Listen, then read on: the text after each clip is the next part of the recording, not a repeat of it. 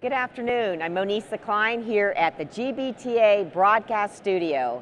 And here with me today is John Morhous, who is the Chief Experience Officer for FCM. Welcome, John. Thank you. It's great to have you. Thank you. Great to be here. And you came in from Boston, I understand. Came in from Boston, yeah. Okay. Short flight. Okay. Not too bad. Not too right? bad. East Coast. East Coast, yeah. So tell me about FCM, the evolution, what's going on, and how you're different from other TMCs. Sure. So FCM is the enterprise business for Flight Center Travel Group, which is our parent company. We've been around for 20 some odd years. A little bit different, we've grown out of Australia, so actually grew out of the Asia Pac region instead of being a North American based TMC like a lot of the ones that we work against. Very heavily focused on flexibility for our customers. So in the past year, we went through a big rebrand. So in the middle of COVID, we decided to change all of our look and feel, all of our branding for the business, which was a huge change we went through and make, but really tried to spend a bit more time trying to demonstrate the difference that we provide to our customers through our value propositions that we have. So spent a lot of focus on rebuilding the brand, gaining some brand strength, rebuilding our technology platforms quite a bit. So a lot of work on that has happened in the last 18 months. Yeah, a lot of companies have taken that opportunity during the pandemic, really to kind of refocus, reshift, pivot, whatever you want to call it. So branding was obviously... Branding was a big deal, technology was a big deal, continued focus on innovation. I mean, the phrase that we use internally is there's no better time to work on the road when there's no cars on it. There you go. So spent a lot of time working on some of our internal systems to improve them over the pandemic. What's been the biggest learning thing that you guys have learned as a result of the global pandemic, as you've gone through that rebranding, and how's it helped shape you going forward? Yeah, I would say continuing to invest in the business has probably been the biggest learning that we've had. A lot of our competitor set, they chose to do certain things in different ways. We had a lot of cost pressure to maintain.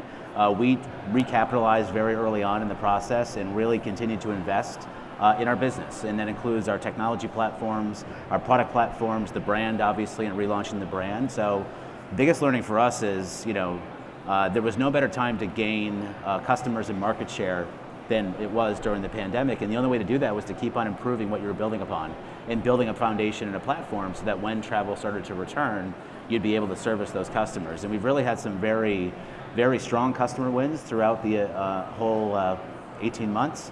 We've had a brand new platform service proposition that we've rolled out that customers are loving. We're winning awards over it. So we felt like we positioned ourselves really well. It was just very difficult to do given everything that was going on and the investment you had to maintain.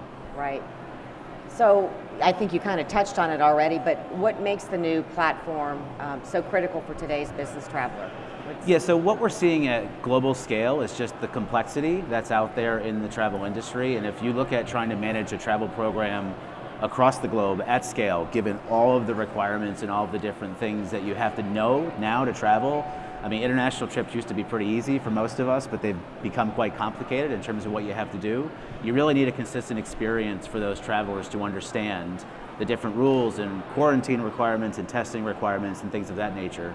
So the platform that we built really wraps a consistent consumer experience around all interaction points that the traveler and the travel management teams have within our business, but we allow a lot of flexibility in that. So if customers choose or want to choose specific solutions, which you need to do at global scale, in some markets you can't pick, you have to use local tools to have the best access to content and the best access to different fares and whatnot.